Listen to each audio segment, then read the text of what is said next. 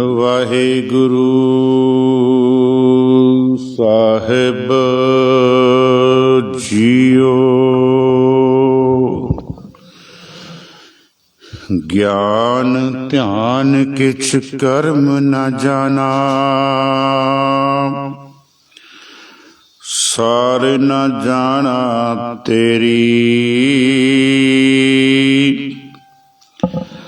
ਸਭ ਤੇ ਵੱਡਾ ਸਤਿਗੁਰ ਨਾਨਕ, ਜਿਨ ਕਲ ਰਾਖੀ ਮੇਰੀ।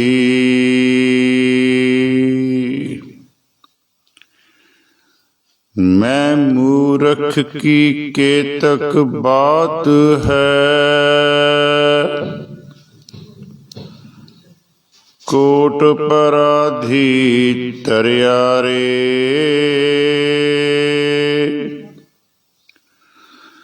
ਗੁਰ ਨਾਨਕ ਜਿਨ ਸੁਣਿਆ ਪੇਖਿਆ,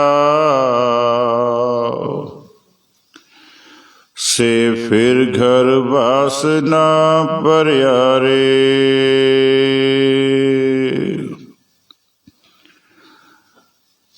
परम सत्कारयोग, परम सम्मानयोग, चवर छतर तख्त दे मालिक, दो जहाना दे मालिक, जुगो जुग अटल। धन धन गुरु ग्रंथ साहिब जी महाराज, तिन्हां दी पावन पवित्र हजूरी दे विच ਅੰਮ੍ਰਿਤ ਵੇਲੇ ਧੰਨ ਧੰਨ ਗੁਰੂ ਨਾਨਕ ਦੇਵ ਜੀ ਮਹਾਰਾਜ ਜੀ ਦੀ ਪਾਵਨ ਪਵਿੱਤਰ ਰਸਨਾ ਤੋਂ ਉਚਾਰੀ ਹੋਈ ਸ਼ਾਹਕਾਰ ਬਾਣੀ ਜਪ ਜੀ ਸਾਹਿਬ ਦੀ ਵਿਚਾਰ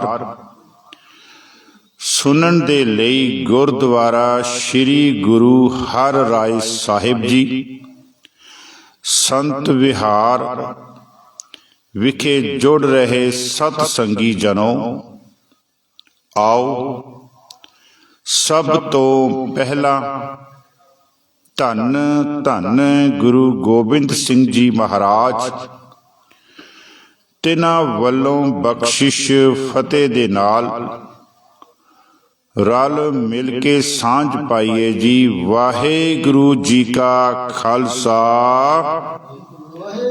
ਵਾਹਿਗੁਰੂ ਜੀ ਕੀ ਫਤਿਹ। ਸਾਧ ਸੰਗਤ ਜੀ, ਅੱਜ ਆਪਾਂ 6ਵੀਂ ਪੌੜੀ ਦੀ ਵਿਚਾਰ ਸ਼ੁਰੂ ਕਰਨੀ ਹੈ। ਇਹਦੇ ਵਿੱਚ ਪਹਿਲੀ ਪੰਕਤੀ ਦੇ ਵਿੱਚ ਦੋ ਅਕਸ਼ਰ ਐਸੇ ਹਨ ਜਿਨ੍ਹਾਂ ਦਾ ਉਚਾਰਨ ਬੜੇ ਧਿਆਨ ਦੇ ਨਾਲ ਹੈ, ਕਿਉਂਕਿ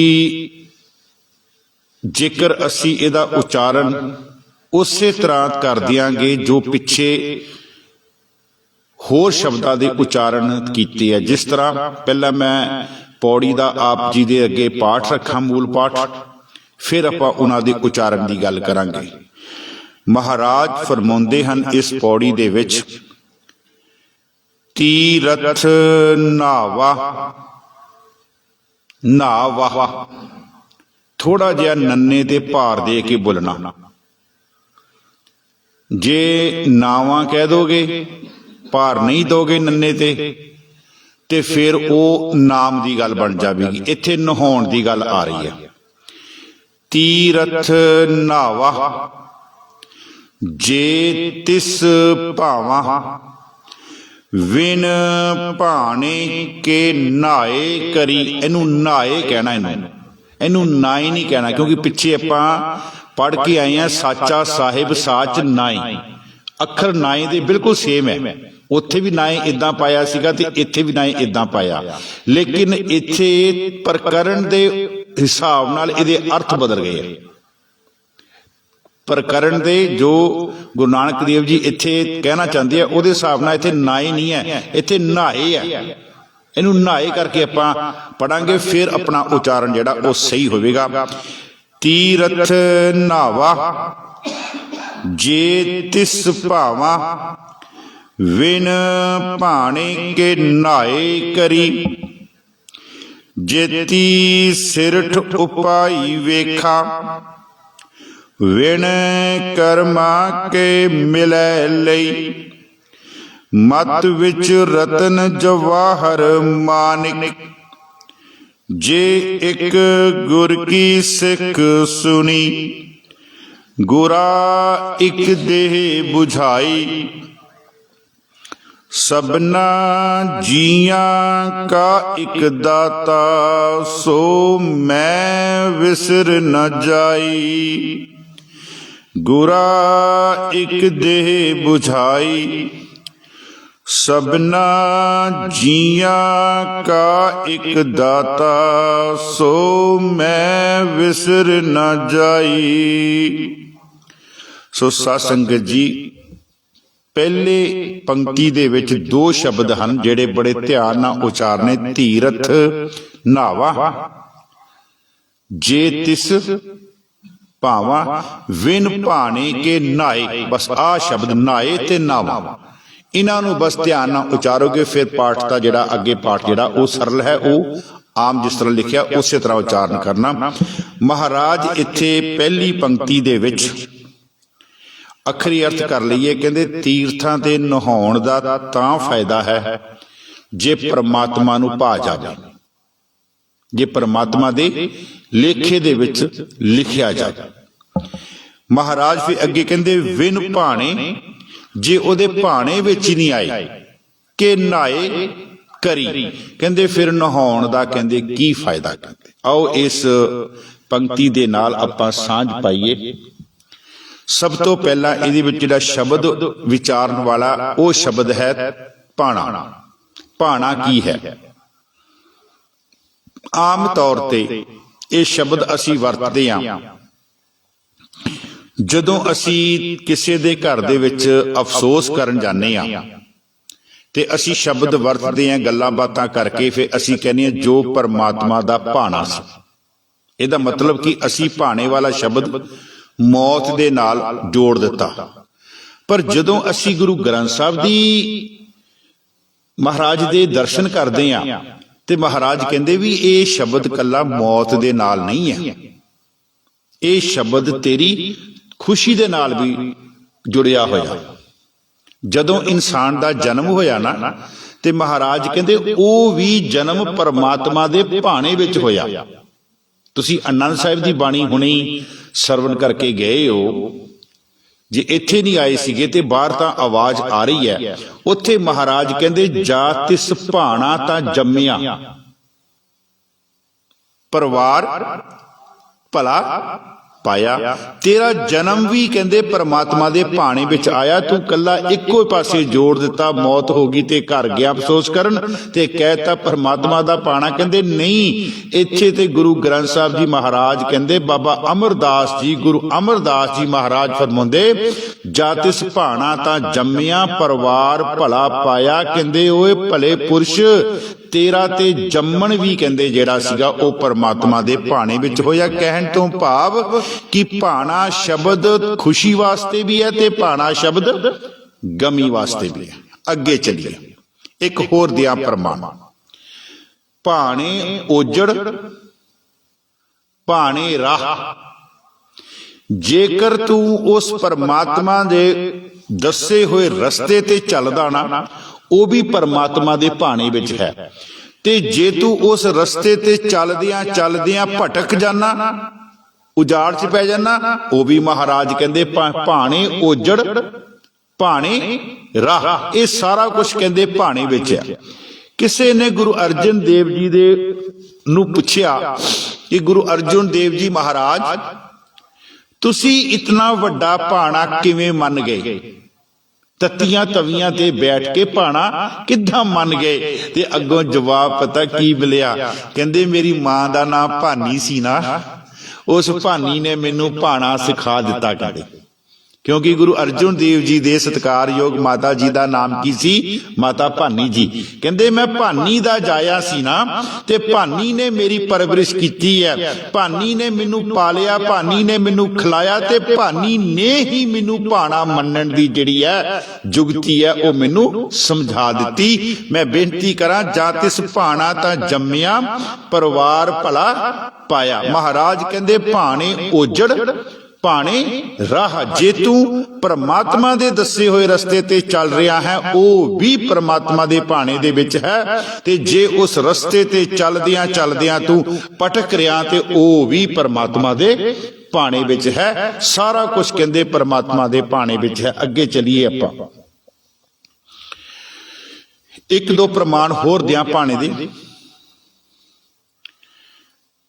गुरु गोबिंद सिंह जी महाराज 7 ਤੋਂ 8 ਮਹੀਨਿਆਂ ਦਾ ਉਹਨਾਂ ਦਾ ਸਮਾਂ ਹੈ ਆਨੰਦਪੁਰ ਸਾਹਿਬ ਦੇ ਵਿੱਚ, ਜਦੋਂ ਉਹਨਾਂ ਨੂੰ ਮੁਗਲ ਫੌਜਾਂ ਨੇ ਘੇਰਾ ਪਾਇਆ ਤੇ ਬਾਹਰੋਂ ਮੁਗਲ ਫੌਜਾਂ ਨੇ ਉਹਨਾਂ ਨੂੰ ਸੁਨੇਹਾ ਭੇਜਿਆ ਕਿ ਅਸੀਂ ਅੰਦਰ ਪਾਣੀ ਦੀ ਕਮੀ ਕਰ ਦਿਆਂਗੇ, ਬਾਹਰੋਂ ਰਾਸ਼ਨ ਜਿਹੜਾ ਉਹ ਅੰਦਰ ਨਹੀਂ ਜਾਣ ਦਿੱਤਾ ਜਾਵੇਗਾ, ਤੇ ਤੁਸੀਂ ਅੰਦਰ ਦੁਖੀ ਹੋਵੋਗੇ, ਭੁੱਖ ਦੇ ਨਾਲ ਤੁਸੀਂ ਅੰਦਰ ਦੁਖੀ ਹੋਵੋਗੇ, ਭੁੱਖ ਦੇ ਨਾਲ ਤੁਸੀਂ ਅੰਦਰ ਦੁਖੀ ਹੋਵੋਗੇ। ਉੱਥੇ ਫਿਰ ਗੁਰੂ ਗੋਬਿੰਦ ਸਿੰਘ ਜੀ ਮਹਾਰਾਜ ਨੇ ਮੁਗਲ ਫੌਜਾਂ ਨੂੰ ਸੁਨੇਹਾ ਭੇਜਿਆ, ਕਹਿੰਦੇ ਅਸੀਂ ਤਾਂ ਅੰਮ੍ਰਿਤ ਵੇਲੇ ਪਹਿਲਾਂ ਹੀ ਭਾਣੇ ਵਿੱਚ ਗੁਰੂ ਨਾਨਕ ਦੇਵ ਜੀ ਸਾਨੂੰ ਸਿਖਾ ਗਏ ਹਨ, ਕੇਤਿਆਂ ਦੂਖ ਭੂਖ ਸਦ ਮਾਰ ਏਪੇ ਦਾਤ तेरी दातार। असी ते ये जिहड़ी दात है ये परमात्मा दी रजा, परमात्मा दे भाणे दे विच। दूसरा कहंदे असी तां जपजी साहिब दी पहली पंक्ति ही पढ़दे हां, हुक्म रजाई।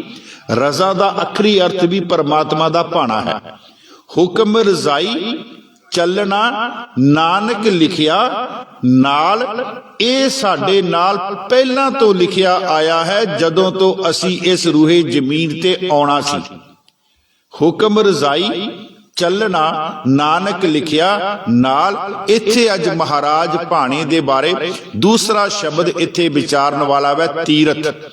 ਤੀਰਥ ਨਾਵਾ, ਜੇ ਤਿਸ ਤੀਰਥਾਂ ਤੇ ਕਹਿੰਦੇ ਜਾਣ ਦਾ ਫਾਇਦਾ ਤਾਂ ਹੈ ਜੇ ਉਹ परमात्मा दे भाणे विच है। बड़े ध्यान दे नाल देखो जी,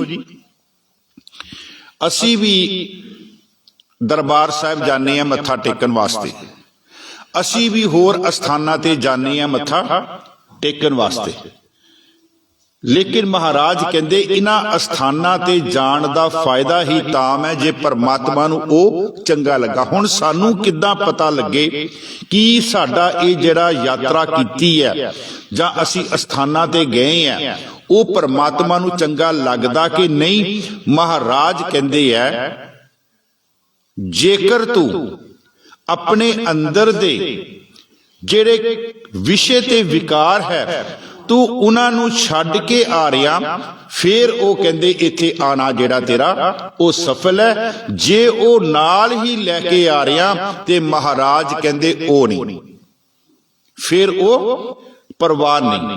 महाराज कहते एक ना उदाहरण है, बाबा कबीर जी नूं किसी ने क्या कहते कबीर जी आजो कहते आपां चलीए कहते तीर्थ अस्थानां दी यात्रा ते बाबा कबीर जी ने कहा भी मैं ते नहीं जाना, मैं ते अपने घर काम करना, मेरे बच्चे निक्के निक्के है, जे मैं तीर्थ अस्थानां ते चला गया इन्हां दी रोटी पानी दा इंतजाम कौन करूगा। ते उन्होंने क्या जिद की भी चलो साडे नाल, कहंदे भी मैं नहीं जाना कहंदे। फिर हार के बाबा कबीर जी ने की कीता, उन्होंने एक ना लौकी दे दी जिन्नू तुम्मी भी क्या है गुरु ग्रंथ साहब दे विच भी इनू तुसी लै जाओ ते इनू तुसी लै जाओ ते जिथे तुसी आप इशनान करोगे ना इहदा इशनान करा लियो। हाँ इन्ना को जरूर ख्याल करियो कि जदों तुसी वापस आओगे ना ਤੇ ਵਾਪਸ ਆਓਗੇ ਤੇ ਮੇਰੇ ਘਰ ਤੋਂ ਹੋ ਕੇ ਜਾਇਓ ਤੇ ਮੈਂ ਤੁਹਾਨੂੰ ਤੁਹਾਡੀ ਸੇਵਾ ਕਰੂੰਗਾ, ਤੁਹਾਨੂੰ ਭੋਜਨ, ਤੁਹਾਨੂੰ ਜਲ ਪਾਣੀ ਛਕਾਵਾਂਗਾ। ਉਹ ਜਿਹੜੇ ਸੀਗੇ ਸਾਧੂ ਜਿਹੜੇ ਜਾ ਰਹੇ ਸੀ ਬੜੇ ਖੁਸ਼ ਹੋ ਗਏ ਵੀ ਸਾਡੀ ਆਉਂਦਿਆਂ ਦੀ ਸੇਵਾ ਹੋਊਗੀ। ਚਲੋ ਕੋਈ ਗੱਲ ਨਹੀਂ, ਜੇ ਇਹਨੇ ਆਪ ਨਾਲ ਨਹੀਂ ਜਾਣਾ ਤੇ ਤਾਂ ਕੀ ਹੋਇਆ, ਅਸੀਂ ਇਹਦੀ ਜਿਹੜੀ ਲੌਕੀ ਹੈ, ਤੁੰਮੀ ਹੈ, ਉਹ ਅਸੀਂ ਲੈ ਜਾਂਦੇ। ਉਹ ਲੈ ਕੇ ਚਲ ਗਏ ਜੀ, 68 ਤੀਰਥਾਂ ਦੇ ਦਰਸ਼ਨ ਕਰਕੇ ਆਏ।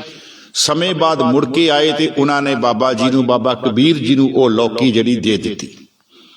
ਬਾਬਾ ਜੀ ਨੇ ਲੈ ਲਈ, ਉਹ ਲੌਕੀ ਲੈ ਲਈ, ਤੁੰਬੀ ਲੈ ਲਈ। ਬਾਬਾ ਜੀ ਨੇ ਉਹਨਾਂ ਦੇ ਵਾਸਤੇ, ਭਗਤ ਕਬੀਰ ਜੀ ਨੇ ਭੋਜਨ ਤਿਆਰ ਕੀਤਾ। ਸਾਰਿਆਂ ਨੇ ਬੜੇ ਸਵਾਦ ਦੇ ਨਾਲ ਭੋਜਨ ਖਾਣ ਲੱਗੇ ਤੇ ਨਾਲ ਉਹਨਾਂ ਨੇ ਕੀ ਕੀਤਾ, ਭੋਜਨ ਖਵਾਉਣ ਤੋਂ ਬਾਅਦ ਨਾਲ ਲੌਕੀ ਦੀ ਜਿਹੜੀ ਸੀ ਨਾ ਉਹਦੀ ਚਟਨੀ ਕੁੱਟ ਕੇ ਉਹਨਾਂ ਨੂੰ ਦੇਣ ਲੱਗੇ ਖਾਣ ਵਾਸਤੇ। ਜਦੋਂ ਉਹਨਾਂ ਨੂੰ ਚਟਨੀ ਦਿੱਤੀ, ਜਦੋਂ ਉਹਨਾਂ ਨੇ ਇੱਕ ਹੱਲੇ ਟੁਕੜਾ ਉਹਦਾ ਥੋੜਾ ਜਿਹਾ ਹਿੱਸਾ ਜਿਹੜਾ ਸੀਗਾ, ਨਿਵਾਲਾ ਜਿਹੜਾ ਸੀ, ਉਹ ਮੂੰਹ ਦੇ ਵਿੱਚ ਪਾਇਆ ਤੇ ਉਹਨਾਂ ਨੇ ਬਾਹਰ ਥੁੱਕ ਦਿੱਤਾ। ਕਹਿੰਦੇ ਵੀ ਬਾਬਾ ਤੁਸੀਂ ਇਹ ਕੀ ਕੀਤਾ, ਇੰਨਾ ਵਧੀਆ ਭੋਜਨ ਛਕਾਇਆ ਤੇ ਆਹ ਜਿਹੜੀ ਲੌਕੀ ਹੈ, ਆ ਜਿਹੜਾ ਤੁਸੀਂ ਚਟਨੀ ਬਣਾਈ ਹੈ, ਇਹ ਇੰਨੀ ਕਹਿੰਦੇ ਕੌੜੀ, ਸਾਰਾ ਸਵਾਦ ਹੀ ਖਰਾਬ ਕਰ ਦਿੱਤਾ। ਉੱਥੇ ਫਿਰ ਬਾਬਾ ਕਬੀਰ ਜੀ ਕਹਿੰਦੇ ਲੌਕੀ ਤੇ ਤੁਸੀਂ ਕਹਿੰਦੇ 68 ਤੀਰਥਾਂ ਤੇ ਕਹਿੰਦੇ ਨਵਾ ਕੇ ਲੈ ਕੇ ਆਏ ਹੋ, ਇਹ ਤਾਂ ਹੋਣੀ ਚਾਹੀਦੀ ਸੀ ਕਹਿੰਦੇ ਮਿੱਠੀ। ਲੌਕੀ 68 ਤੀਰਥ ਨਹਾਈ, ਇਹ ਗੁਰੂ ਗ੍ਰੰਥ ਸਾਹਿਬ ਦੇ ਬਚਨ ਹੈ ਜੀ। ਕੌਰਾਪਨ ਤਉ ਨਾ ਜਾਈ, ਕਹਿਣ ਤੋਂ ਭਾਵ ਕਿ ਜੇਕਰ ਅਸੀਂ ਇਹਨਾਂ ਅਸਥਾਨਾਂ ਤੇ ਜਾ ਕੇ ਫਿਰ ਸਾਡੇ ਅੰਦਰ ਉਹੀ ਮੈਲ ਹੈ ਨਾ, ਤੇ ਮਹਾਰਾਜ ਕਹਿੰਦੇ ਉਹ ਤੇਰਾ ਪ੍ਰਵਾਨ ਨਹੀਂ ਹੈ। ਲੌਕੀ 68 ਤੀਰਥ ਨਹਾਈ, ਕੌਰਾਪਨ ਤਉ ਨਾ ਜਾਈ, ਉਹਦੇ ਅੰਦਰ ਤੇ ਕਹਿੰਦੇ ਉਹੀ ਕਹਿੰਦੇ ਜਿਹੜਾ ਕੌੜਾਪਨ ਹੈ ਉਹ ਉਹੀ ਹੈ। ਇਸੇ ਤਰ੍ਹਾਂ ਮਹਾਰਾਜ ਇੱਕ ਹੋਰ ਬਚਨ ਹੈ, ਉਹ ਕਹਿੰਦੇ ਕਿ ਤੀਰਥਾਂ ਤੇ ਨਹਾਣ ਜਾ ਰਿਹਾ ਲੇਕਿਨ ਅੰਦਰ ਤੇ ਤੇਰੇ ਕਹਿੰਦੇ ਮੈਲ ਹੈ। ਕਹਿੰਦੇ ਅੰਤਰ ਮੈਲ ਜੇ ਤੀਰਥ ਨਹਾਵੇ ਤਿਸ ਬੈਕੁੰਠ ਨਾ ਜਾਣਾ। ਅੰਤਰ ਮੈਲ ਜੇ ਤੀਰਥ ਨਹਾਵੇ। ਮੈਂ ਕਈ ਵਾਰ ਬੇਨਤੀ ਕੀਤੀ, ਚਲੋ ਆਪਾਂ ਗੁਰੂ ਰਾਮਦਾਸ ਦੇ ਦਰਬਾਰ ਤੇ ਜਾਂਦੇ ਆ ਨਾ, ਗੁਰੂ ਰਾਮਦਾਸ ਦੇ ਦਰਬਾਰ ਤੇ ਅਸੀਂ ਘਰ ਤੋਂ ਸੋਚ ਕੇ ਜਾਂਦੇ ਆ ਵੀ ਅਸੀਂ 1100 ਰੁਪਇਆ ਜਾਂ 500 ਰੁਪਏ ਦੀ ਦੇਗ ਜਾਂ 200 ਦੀ ਦੇਗ ਅਸੀਤ ਕਰਾਵਾਂਗੇ, ਕੁਛ ਨਾ ਕੁਛ ਹਰ ਸਿੱਖ ਉਤੇ ਦੇ ਕੇ ਆਂਦਾ। ਪਰ ਗੁਰੂ ਰਾਮਦਾਸ ਜੀ ਕਹਿੰਦੇ ਆ ਜਿੱਥੇ ਤੂੰ ਮੇਰੇ ਵਾਸਤੇ ਇਹ ਕੁਛ ਲੈ ਕੇ ਆ ਰਿਹਾ, ਵੈਸੇ ਮੈਨੂੰ ਇਹਨਾਂ ਚੀਜ਼ਾਂ ਦੀ ਲੋੜ ਨਹੀਂ ਹੈਗੀ, ਪਰ ਚਲੋ ਤਾਂ ਲੈ ਕੇ ਆ ਰਿਹਾ ਵੀ ਹੋਰ ਸੰਗਤ ਆਉਂਦੀ ਹੈ, ਉਹਨਾਂ ਦੇ ਪ੍ਰਸ਼ਾਦੇ ਦਾ, ਉਹਨਾਂ ਦੇ ਰਹਿਣ ਦਾ ਇੰਤਜ਼ਾਮ। ਕਹਿੰਦੇ ਇੱਕ ਚੀਜ਼ ਕਰ, ਜਦੋਂ ਤੂੰ ਆਪਣੇ ਘਰ ਤੋਂ ਕਹਿੰਦੇ ਚੱਲਣਾ ਨਾ, ਕਹਿੰਦੇ ਆਪਣੀ ਜ਼ਬਾਨ ਤੇ ਕਹਿੰਦੇ ਕਾਬੂ ਪਾ ਲੈ। ਕਹਿੰਦੇ ਠੀਕ ਹੈ ਜੀ, ਇਸ ਜ਼ਬਾਨ ਦੇ ਨਾਲ ਕੋਈ ਭੈੜਾ ਸ਼ਬਦ ਨਾ ਬੋਲ। ਤੇ ਫਿਰ ਬਾਬਾ ਜੀ ਜੇ ਜ਼ਬਾਨ ਤੇ ਕਾਬੂ ਪਾ ਲਈਏ, ਘੰਟੇ ਦਾ ਸਫ਼ਰ ਹੈ, ਅਸੀਂ ਤੇ ਰਹਿ ਨਹੀਂ ਸਕਦੇ, ਅਸੀਂ ਤੇ ਰਹਿ ਨਹੀਂ ਸਕਦੇ। ਫਿਰ ਉੱਥੇ ਬਾਬਾ ਜੀ ਕਹਿੰਦੇ ਆ, ਕਹਿੰਦੇ ਹੱਥ ਵਿੱਚ ਕਹਿੰਦੇ ਮੇਰੇ ਪੁੱਤਰਾ ਗੁਟਕਾ ਫੜ ਲੈ ਤੇ ਸਾਰੀ ਰਾਹ ਕਹਿੰਦੇ ਬਾਣੀ ਪੜਦਾ ਆ, ਸਾਰੀ ਰਾਹ ਸਿਮਰਨ ਕਰਦਾ ਆ। ਜਦੋਂ ਤੂੰ ਕਹਿੰਦੇ ਇਸ ਤਰੀਕੇ ਦੇ ਨਾਲ ਕਹਿੰਦੇ ਮੇਰੇ ਕੋਲ ਆਵੇਂਗਾ ਨਾ, ਤੇ ਮੈਂ ਤੈਨੂੰ ਆਪਣੇ ਸੀਨੇ ਨਾਲ ਕਹਿੰਦੇ ਲਾਵਾਂਗਾ। ਕਿਉਂਕਿ ਇੱਕ ਉਦਾਹਰਣ ਦਿਆਂ ਤੁਹਾਨੂੰ, ਤੁਸੀਂ ਸਾਰੇ ਜ਼ਿਮੀਂਦਾਰ ਬੈਠੇ ਹੋ, ਤੁਹਾਨੂੰ ਪਤਾ ਹੀ ਹੈ, ਤੁਸੀਂ ਜਦੋਂ ਖੇਤ ਦੇ ਵਿੱਚ ਬੀਜ ਬੀਜਦੇ ਹੋ, ਕੀ ਬੀਜ ਜਿਹੜਾ ਹੈਗਾ ਉਹ ਤੁਸੀਂ ਇਦਾਂ ਹੀ ਸੁੱਟੇ ਹੁੰਦੇ ਹੋ? ਮਹਾਰਾਜ ਜੀ ਉਸ ਖੇਤ ਨੂੰ ਪਹਿਲਾਂ ਵਾਇਆ ਜਾਂਦਾ, ਉਸ ਖੇਤ ਦੇ ਵਿੱਚੋਂ ਨਦੀਨ ਜਾਂ ਜਿਹੜੇ ਫਾਲਤੂ ਪਦਾਰਥ ਹੈ ਉਹ ਪਹਿਲਾਂ ਬਾਹਰ ਕੱਢੇ ਜਾਂਦੇ ਆ, ਫਿਰ ਉਸ ਖੇਤ ਵਿੱਚ ਖਾਦ ਪਾਈ ਜਾਂਦੀ ਹੈ, ਫਿਰ ਖਾਦ ਪਾਉਣ ਤੋਂ ਬਾਅਦ ਉੱਥੇ ਬੀਜ ਬੀਜਿਆ ਜਾਂਦਾ। ਇਸੇ ਤਰ੍ਹਾਂ ਜਿਹੜਾ ਨਾਮ ਦਾ ਬੀਜ ਆ ਨਾ, ਉਹ ਸਾਡੇ ਅੰਦਰ ਤਾਂ ਬੀਜਿਆ ਜਾਵੇਗਾ, ਤਾਂ ਪ੍ਰਫੁੱਲਤ ਹੋਵੇਗਾ, ਜੇਕਰ ਪਹਿਲਾਂ ਅੰਦਰੋਂ ਸਫਾਈ ਹੋਵੇਗੀ। ਜਿਤਨੀ ਦੇਰ ਤੱਕ ਅੰਦਰ ਦੀ ਸਫਾਈ ਨਹੀਂ ਹੁੰਦੀ ਨਾ, ਮਾਫ ਕਰਨਾ, ਅੰਦਰ ਦਾ ਬੀਜਿਆ ਹੋਇਆ ਸੁੱਟਿਆ ਹੋਇਆ ਬੀਜ ਉਹ ਪ੍ਰਫੁੱਲਤ ਨਹੀਂ ਹੋਵੇਗਾ। ਜਿਸ ਤਰ੍ਹਾਂ ਇੱਕ ਖੇਤ ਵਿੱਚ ਬੀਜ ਨਹੀਂ ਉੱਗੇਗਾ, ਉਹ ਤੋਂ ਪਹਿਲਾਂ ਨਦੀਨ ਉੱਗ ਜਾਣਗੇ। ਜੇ ਉਸ ਖੇਤ ਦੀ ਸੰਭਾਲ ਨਹੀਂ ਕੀਤੀ, ਉਹਦੀ ਸਫਾਈ ਨਹੀਂ ਕੀਤੀ, ਮਹਾਰਾਜ ਕਹਿੰਦੇ ਇਸ ਤਰੀਕੇ ਦੇ ਨਾਲ ਕਹਿੰਦੇ ਫਿਰ ਤੇਰੇ ਹੋਵੇਗਾ। ਫਿਰ ਤੂੰ ਏਦਾਂ ਕਰ, ਜੇ ਤੂੰ ਖੇਤ ਦੀ ਸਫਾਈ ਕੀਤੀ ਨਾ, ਚਾਹੇ ਤੂੰ ਬੀਜ ਨੂੰ ਪੁੱਠਾ ਸੁੱਟ ਚਾਹੇ ਸਿੱਧਾ ਸੁੱਟ, ਉਹ ਉੱਗੇਗਾ ਜ਼ਰੂਰ। ਕਹਿੰਦੇ ਉਹ ਉੱਗੇਗਾ ਜ਼ਰੂਰ। ਇਸੇ ਲਈ ਗੁਰੂ ਰਾਮਦਾਸ ਜੀ ਮਹਾਰਾਜ ਕਹਿੰਦੇ ਜਦੋਂ ਤੂੰ ਮੇਰੇ ਦੁਆਰੇ ਤੇ ਆਉਣਾ, ਜਦੋਂ ਤੂੰ ਮੇਰੇ ਦੁਆਰ ਆਉਣਾ ਨਾ, ਜਿੰਨਾ ਤੇਰਾ ਸਮਾਂ ਹੈ ਰਸਤੇ ਦੇ ਵਿੱਚ ਲੱਗਦਾ, ਤੂੰ ਬਾਣੀ ਦਾ ਨਾਮ ਸਿਮਰਨ ਦਾ, ਚਲੋ ਜੇ ਜ਼ਿਆਦਾ ਨਹੀਂ ਸਾਨੂੰ ਇੱਕ ਸ਼ਬਦ ਤਾਂ ਕੋਈ ਯਾਦ ਹੋਵੇਗਾ। ਬਾਣੀ ਪੜ੍ਹਨ ਦਾ ਇੱਕ ਸ਼ਬਦ, ਉਹੀ ਸ਼ਬਦ ਅਸੀਂ ਬਾਰ-ਬਾਰ ਪੜ੍ਹੀ ਜਾਈਏ। ਮੈਂ ਤੁਹਾਨੂੰ ਦਾਅਵੇ ਨਾ ਕਹਿਣਾ, ਜਦੋਂ ਤੁਸੀਂ ਅਜਿਹੀ ਅਵਸਥਾ ਦੇ ਨਾਲ ਗੁਰੂ ਰਾਮਦਾਸ ਦੇ ਦੁਆਰੇ ਤੇ ਜਾਂਦੇ ਹੋ ਨਾ, ਤੁਹਾਡੀਆਂ ਅੱਖਾਂ ਦੇ ਵਿੱਚੋਂ ਛਾਰ-ਛਾਰ ਉੱਥੇ ਜਾ ਕੇ ਨੀਰ ਆਵੇਗਾ। ਉਹ ਦਰਅਸਲ ਨੀਰ ਕੀ ਹੁੰਦਾ ਵੈ? ਤੁਹਾਡੇ ਅੰਦਰ ਦੀ ਮੈਲ ਜਿਹੜੀ ਆ ਉਹਨੂੰ ਧੋ ਕੇ ਪਾਣੀ ਜਿਹੜਾ ਉਹ ਬਾਹਰ ਸੁੱਟਦਾ ਹੈ। ਤੁਹਾਡੇ ਅੰਦਰ ਦੀ ਮੈਲ ਨੂੰ ਧੋ ਕੇ ਉਹ ਜਿਹੜਾ ਅੰਦਰ ਦਾ ਨੀਰ ਜਿਹੜੀ ਤੁਹਾਡੇ ਅੱਖਾਂ ਚੋਂ ਨਿਕਲ ਰਿਹਾ ਨਾ, ਉਹ ਮੈਲ ਹੀ ਅੰਦਰੋਂ ਬਾਹਰ ਨਿਕਲ ਰਹੀ ਹੈ ਤੇ ਤੁਹਾਡਾ ਹਿਰਦਾ ਜਿਹੜਾ ਸਵੱਛ ਹੋ ਰਿਹਾ। ਮਹਾਰਾਜ ਇੱਥੇ ਫਰਮਾਉਂਦੇ, ਅੰਤਰ ਮੈਲ ਜੇ ਤੀਰਥ ਨਹਾਵੇ ਤਿਸ ਬੈਕੁੰਠ ਨਾ ਜਾਨਾ। ਉਹਦਾ ਕਹਿੰਦੇ ਫਿਰ ਜਾਣ ਦਾ ਕਹਿੰਦੇ ਕੋਈ ਫਾਇਦਾ ਨਹੀਂ ਜੇ ਅੰਦਰ ਕਹਿੰਦੇ ਮੈਲ। ਇੱਕ ਹੋਰ ਪ੍ਰਮਾਣ, ਪਾਪ ਕਰੇ ਪੰਚਾਕੇ ਬਸਰੇ ਤੀਰਥ ਨਹਾਏ ਕਹੇ ਸਭ ਉਤਰੇ। ਬਾਹਰ ਪਾਪ ਕਰਕੇ ਆਇਆ ਤੇ ਜਾ ਕੇ ਦਰਬਾਰ ਸਾਹਿਬ ਮੱਥਾ ਟੇਕਤਾ, ਕਹਿੰਦਾ ਜੀ ਉਤਰ ਗਏ ਸਾਰੇ ਕਰੀ। ਪਾਪ ਕਰੇ ਪੰਚਾਕੇ ਬਸਰੇ ਤੀਰਥ ਨਹਾਏ ਕਹੇ ਸਭ ਉਤਰੇ। ਬਹੁਰ ਕਮਾਵੇ ਹੋਏ ਨਿਸੰਕ। ਨਹਾ ਕੇ ਫਿਰ ਬਾਹਰ ਨਿਕਲਿਆ, ਕਹਿੰਦਾ ਹੁਣ ਤੇ ਮੈਂ ਨਹਾ ਲਿਆ, ਹੁਣ ਮੈਂ ਕਹਿੰਦੇ ਫਿਰ ਕਹਿੰਦੇ ਕਰਨੇ ਸ਼ੁਰੂ ਕਰ ਦਿੰਦਾ। ਮਹਾਰਾਜ ਕਹਿੰਦੇ ਜੰਮਪੁਰ ਬਾਦ ਖਰੇ ਕਾ ਲੰਕ, ਜੰਮ ਤੈਨੂੰ ਕਹਿੰਦੇ ਫੜਨ ਵਾਸਤੇ ਤੇਰਾ ਇੰਤਜ਼ਾਰ ਕਰ ਰਹੇ। ਕਹਿੰਦੇ ਤੀਰਥ ਨਹਾਏ ਕਹੇ ਸਭ, ਪਾਪ ਕਰੇ ਪੰਚਾਕੇ ਬਸਰੇ ਤੀਰਥ ਨਹਾਏ ਕਹੇ ਸਭ ਉਤਰੇ। ਬਹੁਰ ਕਮਾਵੇ ਹੋਏ ਨਿਸੰਕ, ਜੰਮਪੁਰ ਬਾਦ ਖਰੇ ਕਾ ਲੰਕ। ਨਹਾ ਕੇ ਨਿਕਲਦਾ, ਕਹਿੰਦਾ ਹੁਣ ਤੇ ਮੇਰਾ ਝਾਕਾ ਉਤਰ ਗਿਆ, ਨਿਸੰਕ ਮੈਨੇ ਝਾਕਾ ਉਤਰ ਗਿਆ, ਹੁਣ ਮੈਂ ਕਹਿੰਦੇ ਜਿੰਨੇ ਮਰਜੀ ਪਾਪ ਕਰਾਂ। ਮਹਾਰਾਜ ਕਹਿੰਦੇ ਨਹੀਂ, ਜੰਮਪੁਰ ਬਾਦ ਖਰੇ ਕਾ ਲੰਕ, ਜੰਮ ਤੇਰਾ ਕਹਿੰਦੇ ਇੰਤਜ਼ਾਰ ਕਰ ਰਿਹਾ ਤੈਨੂੰ ਬੰਨ ਕੇ ਲੈ ਕੇ ਜਾਣ ਵਾਸਤੇ। ਤੂੰ ਤੀਰਥ ਤੇ ਨਹਾਉਣ ਤੋਂ ਬਾਅਦ ਫੇਰ ਕਹਿੰਦੇ ਪਾਪ ਕਰ ਰਿਹਾ। ਮਹਾਰਾਜ ਕਹਿੰਦੇ ਤੀਰਥ ਨਹਾਵਾ ਜੇ ਤਿਸ ਭਾਵਾ। ਹੁਣ ਤੀਰਥ ਸਿੱਖ ਦਾ ਕੀ ਹੈ? ਰਾਮਦਾਸ ਸਰੋਵਰ ਨੀਕਾ। ਅੱਜ ਹੁਕਮਨਾਮਾ ਸੁਣਿਆ ਸੀ ਸਵੇਰੇ ਦਰਬਾਰ ਸਾਹਿਬ ਤੋਂ? ਨਹੀਂ ਸੁਣਦੇ, ਨਹੀਂ ਸੁਣਦੇ, ਨਹੀਂ ਲੱਗਦਾ ਘਰਾਂ ਦੇ ਵਿੱਚ ਟੀਵੀ 5 ਵਜੇ 5:15 ਵਜੇ ਲੱਗਣਾ ਚਾਹੀਦਾ। ਸਾਧ ਸੰਗਤ ਜੀ, ਇੱਕ ਨਾ ਮੈਂ ਕਿਸੇ ਵਿਦਵਾਨ ਨੂੰ ਸੁਣਿਆ ਤੇ ਅਮਰੀਕਾ ਦੀ ਧਰਤੀ ਤੇ ਕੋਈ ਗੋਰਾ ਸੀਗਾ, ਅੰਗਰੇਜ਼। ਦੇਖੋ ਉਹਨਾਂ ਦੀ ਭਾਵਨਾ। ਤੇ ਉਹਨੇ ਕਿਹਾ ਉਹਨੂੰ ਕਿ ਉਹਨੇ ਸਿੱਖੀ ਦੀਆਂ ਗੱਲਾਂ ਕੀਤੀਆਂ ਤੇ ਉਸ ਵਿਦਵਾਨ ਨੇ ਕਿਹਾ, ਕਹਿੰਦੇ ਵੀ ਤੂੰ ਕਿਤੇ ਦਰਬਾਰ ਸਾਹਿਬ ਜਾ ਕੇ ਦਰਸ਼ਨ ਕਰਕੇ ਆ। ਤੇ ਪਤਾ ਕੀ ਕਹਿੰਦਾ? ਕਹਿੰਦਾ ਮੈਂ ਤੇ ਦਰਬਾਰ ਸਾਹਿਬ ਰੋਜ਼ ਜਾਣਾ। ਕਹਿੰਦਾ ਮੈਂ ਤੇ ਦਰਬਾਰ ਸਾਹਿਬ ਰੋਜ਼ ਜਾਣਾ। ਕਹਿੰਦੇ ਕਮਾਲ ਦੀ ਗੱਲ ਹੈ ਵੀ ਤੂੰ ਕਿਹੜੇ ਵੇਲੇ ਜਾਣਾ ਤੇ ਕਿਹੜੇ ਵੇਲੇ ਆਉਣਾ, ਉਹਦੇ ਇੰਨਾ ਟਾਈਮ ਲੱਗਦਾ। ਫਿਰ ਉਹਨੇ ਦੱਸਿਆ, ਕਹਿੰਦਾ ਦਰਬਾਰ ਸਾਹਿਬ ਜਦੋਂ ਕਹਿੰਦਾ ਉੱਥੋਂ ਕੀਰਤਨ ਸ਼ੁਰੂ ਹੁੰਦਾ ਨਾ, ਮੈਂ ਟੀਵੀ ਲਾ ਕੇ ਅੱਗੇ ਬਹਿ ਜਾਣਾ, ਮੈਂ ਆਪਣੀਆਂ ਅੱਖਾਂ ਬੰਦ ਕਰ ਲੈਣਾ। ਕਹਿੰਦੇ ਮੈਂ ਅੱਖਾਂ ਬੰਦ ਕਰਕੇ ਅੰਤਰ ਧਿਆਨ ਹੋ ਕੇ ਦਰਬਾਰ ਸਾਹਿਬ ਦੀ ਕਹਿੰਦੇ ਮੈਂ ਆਪਣੇ ਪੈਰਾਂ ਦੇ ਨਾਲ ਹੌਲੀ ਹੌਲੀ ਪਰਿਕਰਮਾ ਕਰਦਾ। ਫਿਰ ਜਦੋਂ ਮੈਂ ਪਰਿਕਰਮਾ ਕਰਦਾ ਫਿਰ ਮੈਂ ਅੰਦਰ ਦਾਖਲ ਹੁੰਨਾ, ਫਿਰ ਮੈਂ ਅੰਦਰ ਮੱਥਾ ਟੇਕ ਕੇ ਕਹਿੰਦੇ ਮੈਂ ਬਾਹਰ ਉਹਨਾਂ ਸੁਰਤ ਦੇ ਨਾਲ ਮੈਂ ਕਹਿੰਦੇ ਦਰਬਾਰ ਸਾਹਿਬ ਦੇ ਦਰਸ਼ਨ ਰੋਜ਼ ਕਰਦਾ।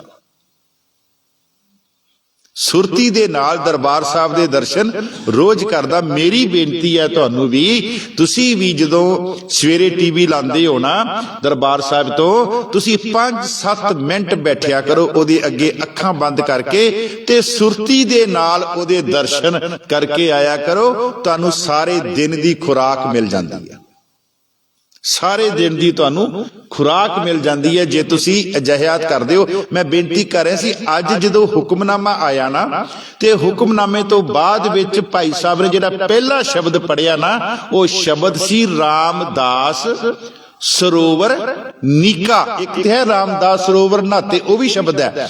ਉਹ ਅੱਗੇ ਜਾ ਕੇ ਸ਼ਬਦ ਰਾਮਦਾਸ ਸਰੋਵਰ ਨੀਕਾ, ਤੇ ਕਹਿੰਦੇ ਜੋ ਇਹਦੇ ਵਿੱਚ ਨਹਾਏਗਾ ਨਾ ਉਹਦਾ ਆਪਣਾ ਨਹੀਂ ਹੋਏਗਾ, ਉਹਦੇ ਖਾਨਦਾਨ ਦਾ ਕਹਿੰਦੇ ਉਧਾਰ ਹੋ ਜਾਵੇਗਾ,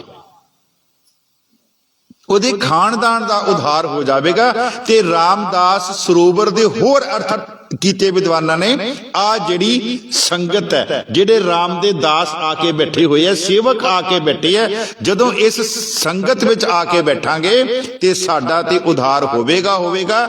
ਨਾਲ ਅਸੀਂ ਇੱਕ ਬਚਨ ਪੜ੍ਹਦੇ ਹਾਂ ਆਨੰਦ ਸਾਹਿਬ ਦੀ ਬਾਣੀ ਵਿੱਚ, ਸਾਚੇ ਸਾਹਿਬਾ ਕਿਆ ਨਹੀਂ।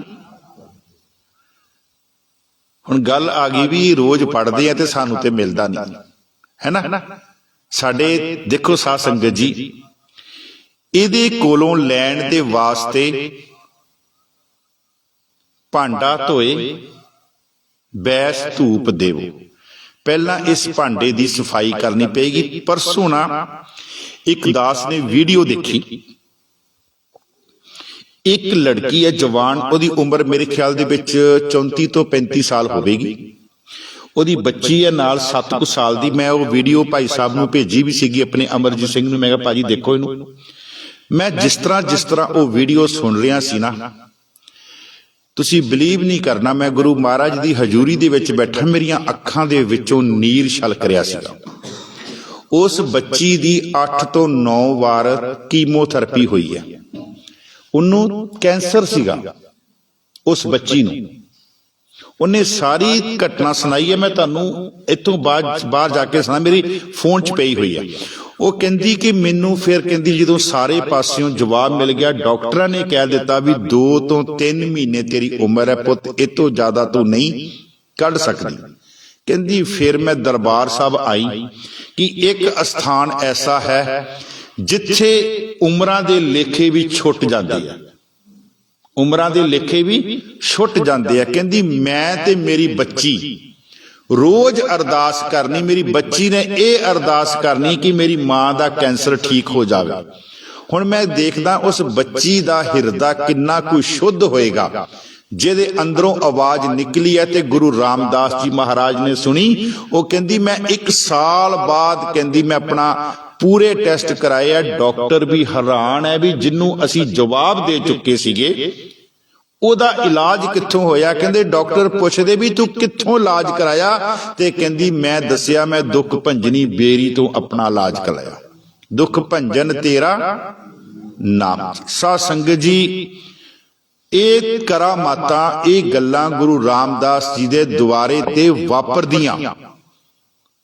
ਵਾਪਰਦੀਆਂ। ਇੱਕ ਬੱਚਾ ਆਇਆ ਸੀਗਾ ਜਿਹੜਾ ਚੱਲ ਨਹੀਂ ਸੀ ਸਕਦਾ, 5-6 ਮਹੀਨੇ ਪਹਿਲਾਂ ਦੀ ਵੀਡੀਓ ਆਈ ਸੀਗੀ। ਉਸ ਬੱਚੇ ਨੂੰ ਲੈ ਕੇ ਆਏ ਆ ਦਰਬਾਰ ਸਾਹਿਬ, ਤੇ ਉਹ ਬੱਚੇ ਦੀ ਜਦੋਂ ਅਰਦਾਸ ਸ਼ੁਰੂ ਹੋਈ ਨਾ, ਤੇ ਉਹ ਬੱਚਾ ਅਰਦਾਸ ਦੇ ਵਿੱਚ ਆਪਣੇ ਪੈਰਾਂ ਤੇ ਆਪ ਖੜਾ ਹੋਇਆ। ਇਹ ਜਿਹੜੀਆਂ ਕਰਾਮਾਤਾਂ ਇਹ ਦਰਬਾਰ ਦੇ ਵਿੱਚ ਵਰਤਦੀਆਂ। ਜੇਕਰ ਅਸੀਂ ਸ਼ਰਧਾ ਤੇ ਸਿੱਧੀ ਗੱਲ ਜੀ ਸਾਧ ਸੰਗਤ ਜੀ, ਮੈਂ ਤੇ ਉੱਥੋਂ ਬਹੁਤ ਕੁਝ ਲਿਆ, ਕੋਈ ਸ਼ੱਕ ਨਹੀਂ ਹੈਗਾ। ਮੇਰੇ ਕੋਲ ਬੜੀਆਂ ਐਸੀਆਂ ਉਦਾਹਰਨਾਂ ਹੈਗੀਆਂ ਜਿਹੜੀਆਂ ਮੇਰੀ ਜ਼ਿੰਦਗੀ ਦੇ ਵਿੱਚ ਵਾਪਰੀਆਂ। ਬਹੁਤ ਕੁਝ ਉਸ ਸਥਾਨ ਤੋਂ ਲਿਆ ਔਰ ਮੰਗ ਵੀ ਰਹੇ ਆ ਔਰ ਦੇ ਵੀ ਰਹੇ ਆ ਮਹਾਰਾਜ, ਇਹ ਵੀ ਗੱਲ ਨਾਲ ਹੈ।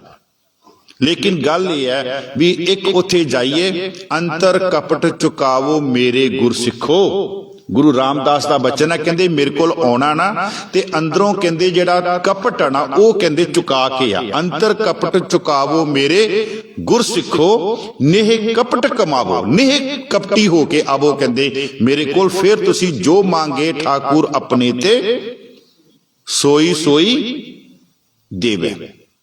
ਜੋ ਮੰਗੇ ਠਾਕੁਰ ਆਪਣੇ ਤੇ ਸੋਈ ਸੋਈ ਦੇਵੇ। ਉਹ ਮਹਾਰਾਜ ਸਾਰਿਆਂ ਦੀਆਂ ਜਿਹੜੀਆਂ ਝੋਲੀਆਂ ਭਰਨ ਦੇ ਸਮਰੱਥ ਹੈਗੇ, ਕਿਉਂਕਿ ਗੁਰੂ ਰਾਮਦਾਸ ਜੀ ਆਪ ਅਨਾਥ ਹੈ।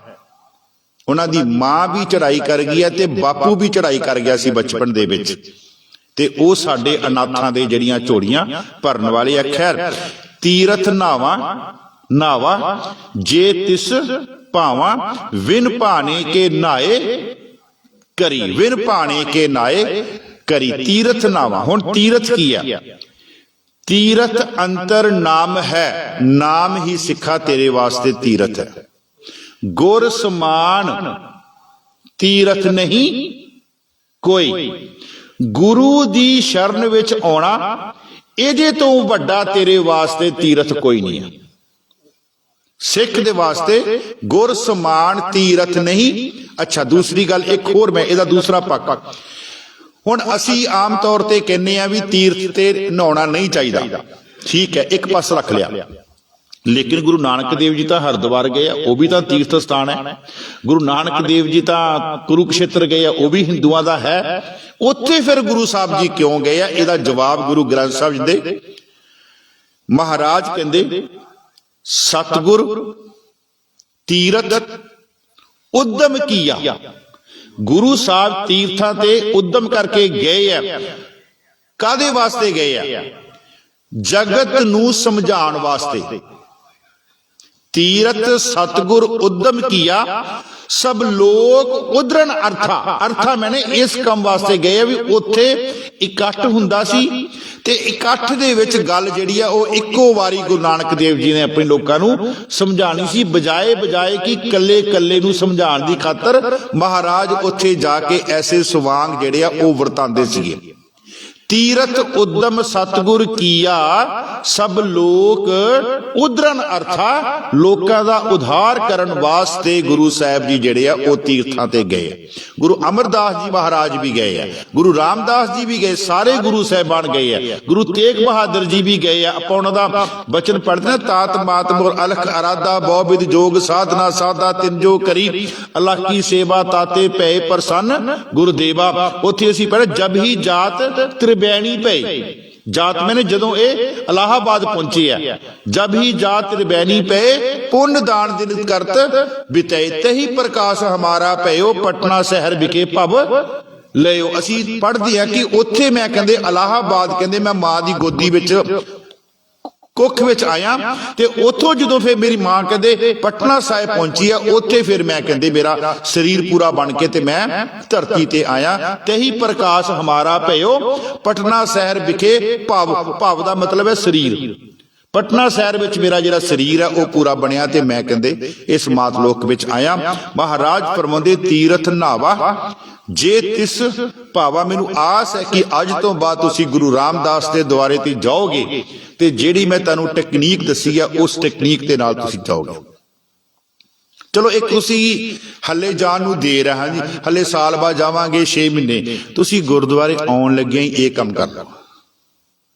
ਇੱਕ ਪੈਰ ਦੇ ਨਾਲ ਵਾਹੇ ਤੇ ਦੂਜੇ ਦੇ ਨਾਲ ਗੁਰੂ, ਕਦਮਾਂ ਦੀ ਚਾਲ ਦੇ ਨਾਲ ਕਰਕੇ ਆਓ, ਬਿਲਕੁਲ ਸ਼ਾਂਤ ਹੋ ਕੇ ਆਓ, ਆਪਣੇ ਮਨ ਨੂੰ ਸ਼ਾਂਤ ਕਰਕੇ ਆਓ। ਮਹਾਰਾਜ ਬਖਸ਼ਿਸ਼ ਕਰਨਗੇ। ਐਸੀ ਗੱਲ ਮਹਾਰਾਜ ਬਖਸ਼ਿਸ਼ ਕਰਨਗੇ। ਅਸੀਂ ਨਾ ਜਦੋਂ 550 ਸਾਲਾ ਸੀ ਨਾ ਗੁਰੂ ਨਾਨਕ ਦੇਵ ਜੀ ਮਹਾਰਾਜ ਦਾ, ਤੇ ਮੈਂ ਆਸਟ੍ਰੇਲੀਆ ਗਿਆ ਸੀਗਾ 550 ਸਾਲਾਂ ਤੇ ਅਸੀਂ ਉੱਥੇ ਪਰਿਵਾਰ ਦੇ ਨਾਲ ਸਲਾਹ ਕੀਤੀ। ਚਲੋ ਸੀਗਾ ਬਾਹਰ ਤੇ ਪਰਿਵਾਰ ਮੇਰਾ ਇੱਥੇ ਸੀਗਾ।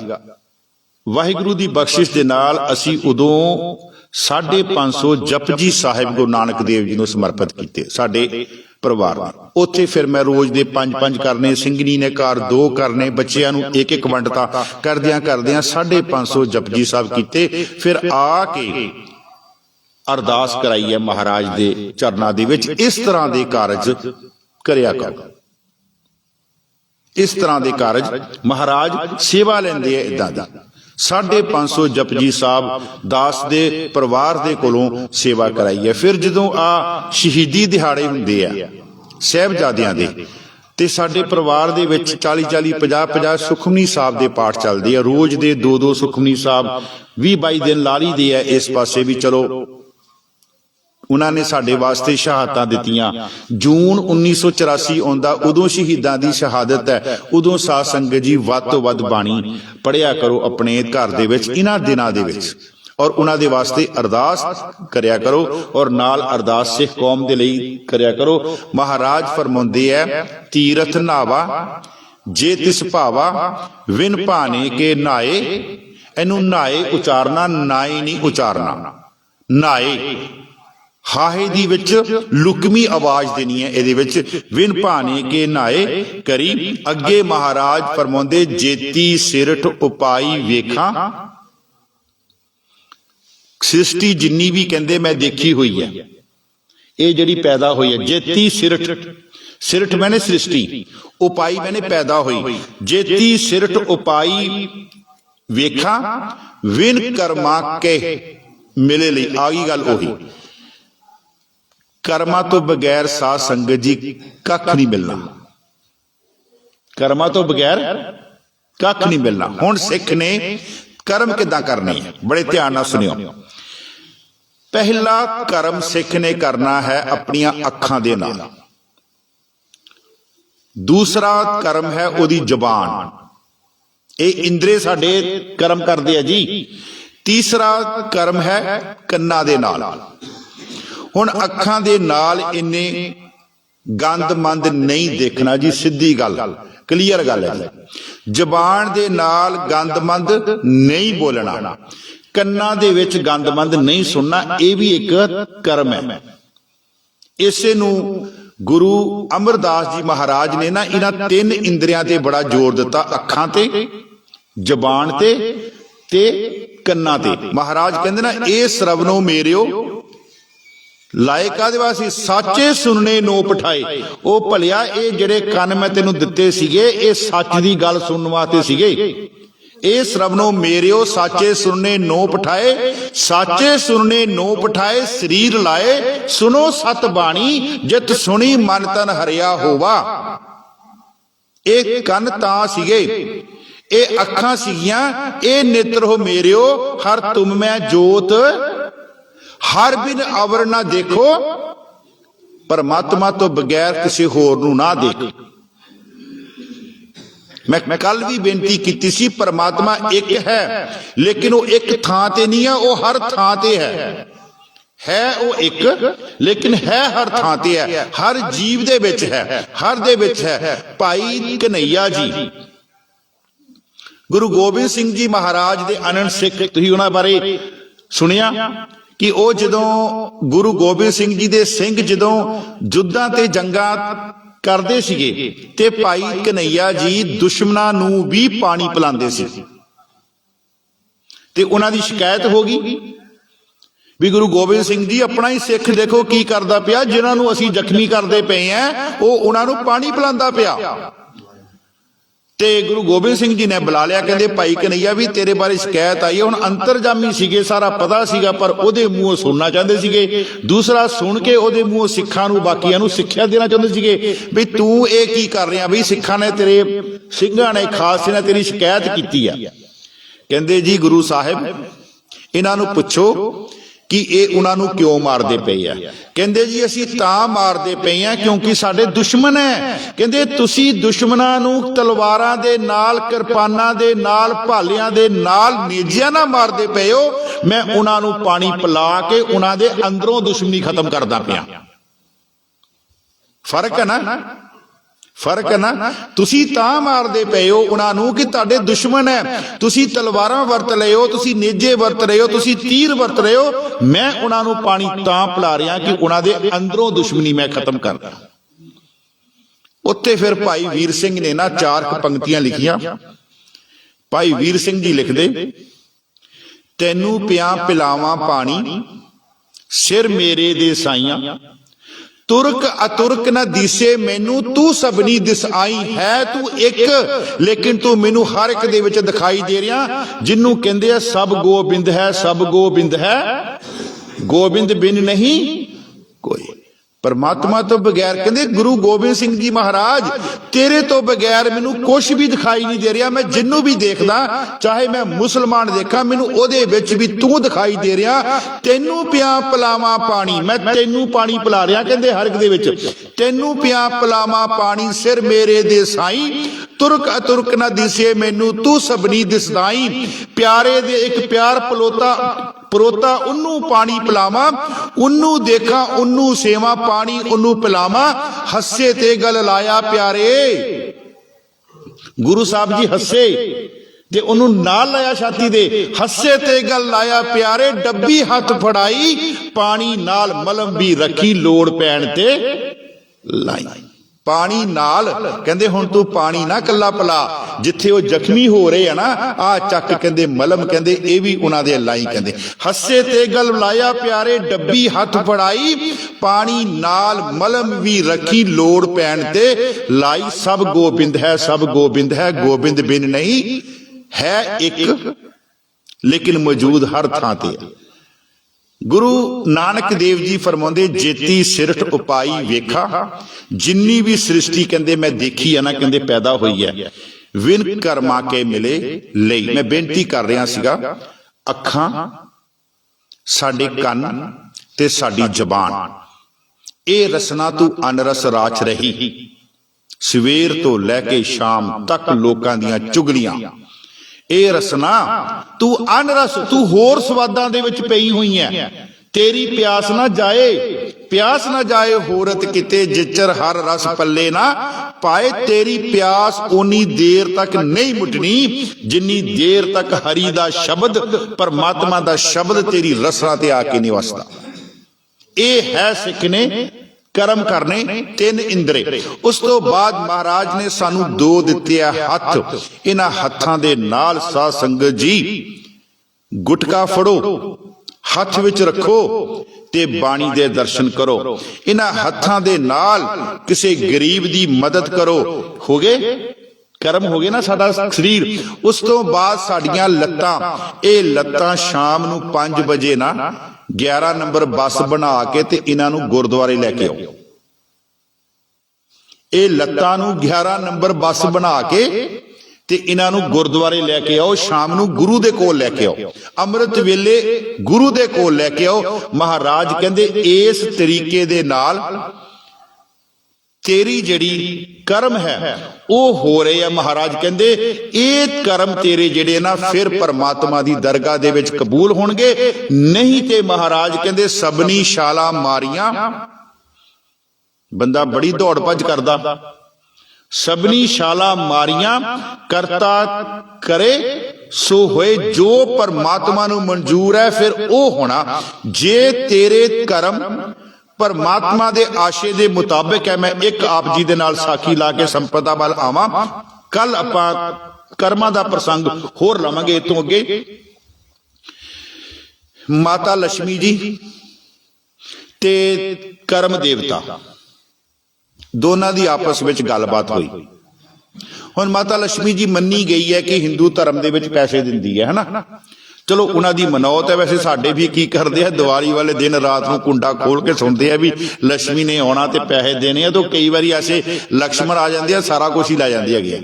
चलो उन्हां दी मनौत आपां उस हिसाब नाल तुहानूं एक समझाउण दी खातर माता लक्ष्मी जी कहंदे ते कर्म देवता दी आपस विच संवाद होया, गलबात होई ते माता लक्ष्मी जी ने कहा, कहंदे भी मैं दुनिया नूं धनवान बनाउणी हां, पैसे दिंदी हां।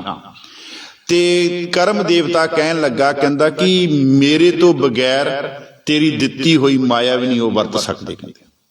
कहंदी ना तू गलत है। कहंदा चल फिर अजमा के देख ले। एक जंगल दे विच लकड़हारा लकड़ियां कट रहा सीगा, बेचारा बड़ा गरीब सीगा।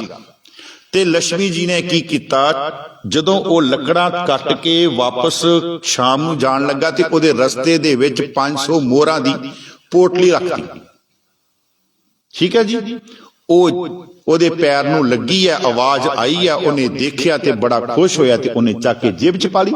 ओ ते मारे शाला जी भी मैनू 500 रुपया मिल गया, 500 मोहरां मिल गई। घर आया ते घर आके की देखिया उन्हें, घर वाली ओदी ताला मार के ते किते गई हुई है, लागे किते गई होनी है, घर नहीं होनी। उन्हें क्या कहता भी भागवान ने उन्हें ना आवाज मार के ते वो जिहड़ी पोटली सी ना उपर दी दीवार दे उपरों दी अपने अंदर सुट्टती। उन्हें हुण जदों अंदर सुट्टी थी उहदी आवाज आई ते आप चल गया घर वाली नूं लभण वास्ते भी वो किते गवांढियां दे गई होनी है ते जां मैं लभ के लियाउणा जां जिथे भी गई है। ते ओहदी आवाज सुनी जी गवांढियां ने, ते गवांढियां ने कहा भी इहदे घर कादी आवाज। तो वो गवांढियां ने देखी ते वो मोहरां दी पोटली गवांढी चक के लै गए। घर आया, घर वाली नूं लै के कुंडा खोलिया ते अंदर कख नहीं। ते करम देवते ने कहा देखिया ना, कहंदे तू दिते पर मैं वरतन नहीं दिते, कहंदे ठीक है। बिन कर्मा किछ पाइए नहीं, गुरु ग्रंथ साहब जी कहते बिन कर्मा किछ पाइए नहीं, कर्मा तो बगैर कख नहीं मिलता। लक्ष्मी कहती कोई गल नहीं, कहती एक दूजा काम होर करदी है। उन्हें की कीता, उन्हें एक ना हीरियां दा हार सुट दिता। वो हीरियां दा हार काम करदियां करदियां ओदी पग ते डिग गया। उन्हें देखिया मेरे पग ते कुछ डिगा। उन्हें जदों उतार के देखिया ते हीरियां दा हार, उन्हें हीरियां दा हार ना पग खोली ते ओदे विच ही उन्हें लुको लिया भी चलो जी इनू आपां लै जाने घर। वो बेचारा दरिया ते नहाउण लगा, दरिया ते नहाउण लगा, कपड़े उतारे, पग ला के रखी ते इल आई ते हार चक के लै गई। इल आई ते हार चक के लै गई। करम देवता कहता फिर वही गल होगी ना, जो मैं करना बिन कर्मा किछ पाइए नहीं, जे वो तेरा धावे। बावां तू छाला मार लै, कहते मैं तेनू मैं नहीं कहते नू लैण देना कुछ। अच्छा तीजी फिर गल बनी। वो की गल बनी, लक्ष्मी ने एक लाल एक हीरा देता। वो हीरा देता, उन्हें हीरा चक्या ते आ गया। वो साध संगत जी जिहड़ा हीरा सी ना वो ਉਹਦੇ ਕੋਲੋਂ ਕਿਤੇ ਡਿੱਗ ਗਿਆ। ਉਹ ਡਿੱਗਦਾ ਡਿੱਗਦਾ ਤੇ ਕਿਤੇ ਹੋਰ ਚਲ ਗਿਆ। ਉਹ ਨਹੀਂ ਗੱਲ ਬਣੀ ਉਹਦੀ, ਉਹ ਵੀ ਉਹਦੇ ਕੋਲ ਨਹੀਂ ਪਹੁੰਚਿਆ। ਉਸ ਤੋਂ ਬਾਅਦ ਕੀ ਹੋਇਆ, ਉਹ ਨਾ ਸਮੁੰਦਰ ਤੇ ਨਹਾਉਣ ਲੱਗਾ। ਸਮੁੰਦਰ ਤੇ ਨਹਾਉਣ ਲੱਗਾ ਤੇ ਉਹਦੇ ਨਹਾ ਕੇ ਤੇ ਘਰ ਆਇਆ ਤੇ ਨਾ ਮਾਫ ਕਰਨਾ ਪਹਿਲਾਂ ਆਪਣੇ ਘਰ ਗਿਆ ਤੇ ਘਰੋਂ ਪਤਾ ਲੱਗਾ ਵੀ ਪ੍ਰਾਹੁਣੇ ਆਏ ਆ ਤੇ ਪ੍ਰਾਹੁਣਿਆਂ ਨੇ ਕਿਹਾ ਵੀ ਅਸੀਂ ਤੇ ਮਾਸ ਖਾਣਾ। ਉਹ ਸਮੁੰਦਰ ਤੇ ਗਿਆ ਮੱਛੀ ਫੜਨ ਵਾਸਤੇ। ਮੱਛੀ ਫੜ ਕੇ ਲਿਆਇਆ। ਜਦੋਂ ਮੱਛੀ ਨੂੰ ਲੱਗਾ ਕੱਟਣ ਤੇ ਉਹਦੇ ਵਿੱਚੋਂ ਉਹ ਲਾਲ ਜਿਹੜਾ ਸੀਗਾ ਉਹ ਨਿਕਲਿਆ।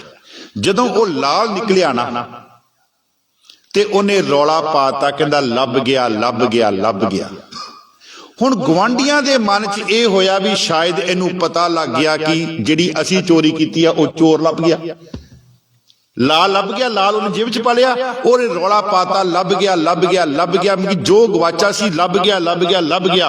गवांढियां दे कन्नां विच आवाज पई, गवांढी घबराए। उन्होंने रात नूं वो पोटली चक्की ते ओदे घर दे विच सुट दित्ती। पोटली भी मिल गई उन्होंने।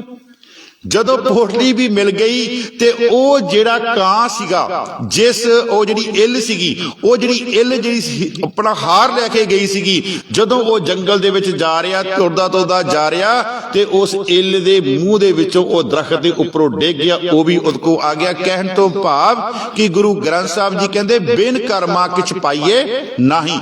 ਅਸੀਂ ਦੇਖਦੇ ਹਾਂ ਕਈ ਵਾਰ ਬੰਦਾ ਸਾਰੀ ਉਮਰ ਮਿਹਨਤ ਕਰਦਾ, पैसे भी कमांदा, परंतु उन्होंने पैसे वरतन का जिहड़ा हक नहीं है। सो इत्थे महाराज कहते जेती सिरठ उपाई वेखा विन कर्मा कै मिले लई। कहते जितनी देर तक ओदे कर्मा दे विच नहीं ना कहते होवेगा, उन्नी देर तक उन्होंने कहते कोई चीज जिहड़ी है वो मिलनी नहीं। जिन्हों महाराज कहते सबनी छाला मारियां करता करे सो होए, करता करे सो होए। हुण सिख ने 3 कर्म करने हैं जो सानू गुरु नानक देव जी दे के गए हैं। किरत करो, ये भी एक कर्म है जी। मेहनत करनी है, अपने बच्चों वास्ते करनी है, अपने वास्ते करनी है। किरत करो। फिर महाराज कहते हैं नाम जपो। फिर जेड़ा तू नाम जपिया ना ਉਹਨੂੰ ਤੂੰ ਕਹਿੰਦੇ ਲੋਕਾਂ ਦੇ ਵਿੱਚ ਵੰਡ। ਜਿਹੜਾ ਆ ਮਹੀਨਾ ਚੱਲ ਰਿਹਾ ਇਹ 'ਚ ਵੀ ਮਹਾਰਾਜ ਕਹਿੰਦੇ ਮਾਗ ਮਜਨ ਸੰਗ ਸਾਧੂਆਂ ਧੂੜੀ ਕਰ ਇਸਨਾਨ ਹਰ ਕਾ ਨਾਮ ਧਿਆਏ ਸੁਣ ਸਭਨਾ ਨੂੰ ਕਰ ਵੰਡ। ਕਹਿੰਦੇ ਇਸ ਨੂੰ ਕਹਿੰਦੇ ਸਭਨਾ ਨੂੰ ਕਰ ਦਾਨ। ਇਹ 'ਚ ਇੱਕ ਬੜੀ ਪਿਆਰੀ ਪੰਕਤੀ ਆਉਂਦੀ ਹੈ, ਸੱਚੇ ਮਾਰਗ ਚੱਲਦਿਆਂ ਉਸਤਤ ਕਰੇ ਜਹਾਨ।